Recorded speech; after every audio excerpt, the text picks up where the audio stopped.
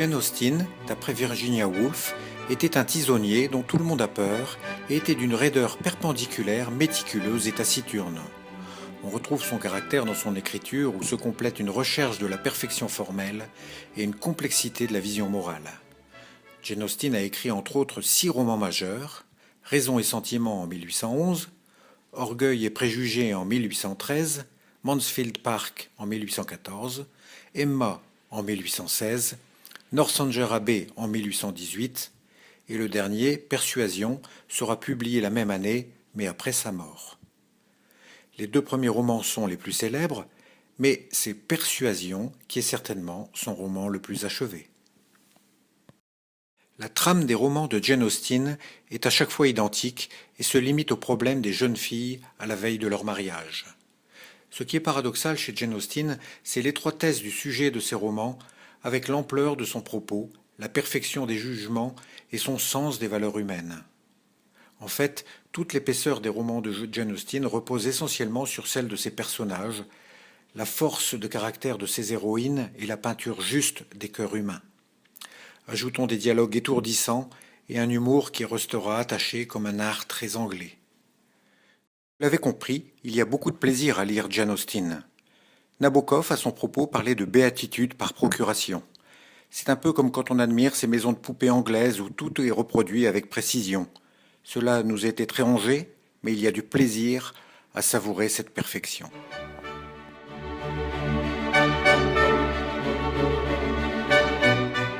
Femme de lettres, Marianne Evans avait près de 40 ans quand parut son premier roman signé George Eliot.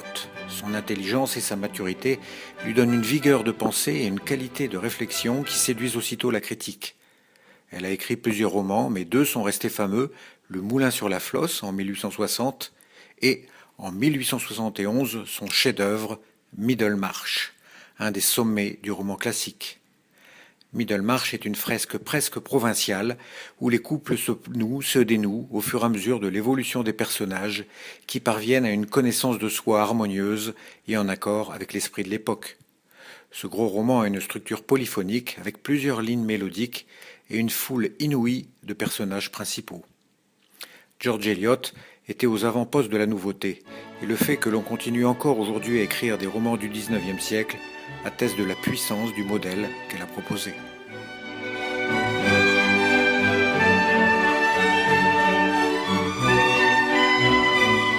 La famille Brontë est la plus extraordinaire famille d'écrivains de l'histoire littéraire. Patrick Brontë, le père, est prêtre et dès leur enfance, ses 6 enfants pratiquent la littérature sous forme de jeux puis de textes. Après la mort de la mère et celle des 2 sœurs aînées, Charlotte, Anne, Émilie et Patrick, encore enfants, élaborent une œuvre romanesque importante qui aboutira à la publication simultanée de 3 romans. En octobre 1947, Charlotte Brontë publie Jane Eyre. En décembre 1947, Anne Brontë publie Agnès Grey. Et en même temps, sa sœur Émilie publie Les Hauts de Hurlevent. Les 3 romans, publiés de façon anonyme, sont assez rapidement un succès. Mais Émilie meurt en 1948, Anne en 1949 et Charlotte 6 ans plus tard. Alors le monde littéraire consterné découvre en même temps l'identité et le décès de ces 3 grands écrivains.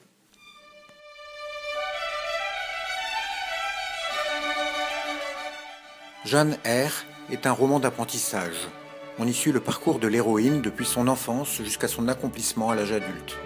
Orpheline et maltraitée, elle va devenir enseignante et rencontrer un aristocrate qui vit dans une demeure gothique.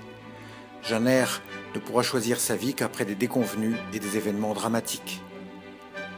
Ce livre a eu un succès rapide, mais son héroïne passionnée fit scandale car elle traverse les barrières sociales et proclame son amour pour un homme de 20 ans, son aîné. À travers un cadre conformiste et victorien, Charlotte Brontë annonce déjà le féminisme.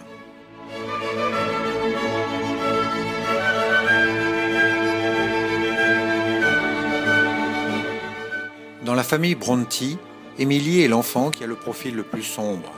Elle aime la nature sauvage et passe des heures à s'isoler dans la lande autour de la maison. Les Hauts de Hurlevent racontent l'histoire passionnée de Catherine Earnshaw et de Heathcliff, orphelin, Deux enfants qui sont attachés l'un à l'autre et aiment s'isoler ensemble en pleine nature. Les événements vont les séparer, Catherine va tenter de faire sa vie aux grandes dames de Heathcliff. Dans la deuxième partie du roman, blessé, il devient un personnage diabolique et essaie de détruire ses ennemis et leur famille. Ce sombre récit porte également l'empreinte des romans gothiques. La passion qui anime les deux personnages principaux en fait des héros tragiques. Et ce roman laisse le lecteur troublé. Il gardera longtemps l'impression de revoir les fantômes de Catherine et Heathcliff hanter la lande.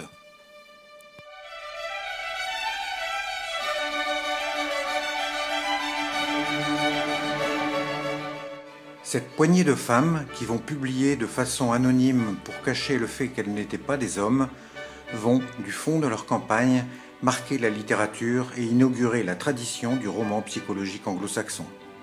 Et leurs œuvres vont permettre l'arrivée du réalisme littéraire de la fin du XIXe et du XXe siècle. De nos jours, quand on interroge les lecteurs en Angleterre pour savoir d'après eux quels sont les romans les plus importants de toute la littérature, ils classent à chaque fois en tête de leur palmarès les trois mêmes livres, Raison et Sentiment, Middlemarch, Jane Eyre.